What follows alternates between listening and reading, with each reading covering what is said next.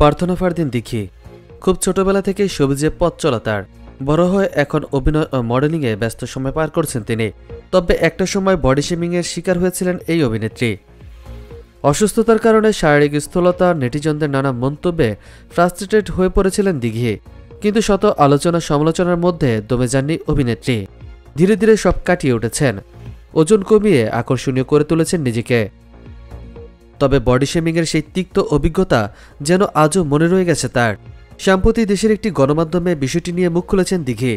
দিঘি বলেন, যে মানুষটির বডি শেমিং আরেকটি মানুষ রয়েছে, আদৌ তো সেই মানুষটি বডি শেমিং নিয়ে কতটা সিরিয়াস, কিংবা সে কিভাবে এটিকে গ্রহণ করছে, সেসব চিন্তা না করেই তো বলে ফেলি।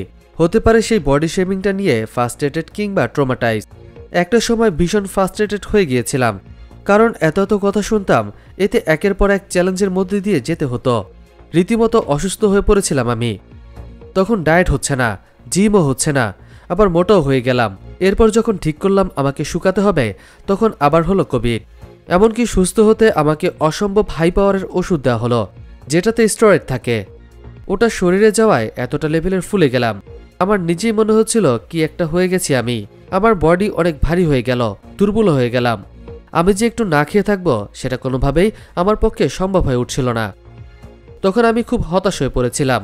স্টেরয়েডের জন্য যেটা হয়, কিছুতেই শুকানো যায় না। একটা বছরের মতো ভুগতে হয়েছে, প্রচুর কষ্ট হয়েছে শুকাতে। তখন মনে হয়েছে আমি মনে হয় আর পারবো না।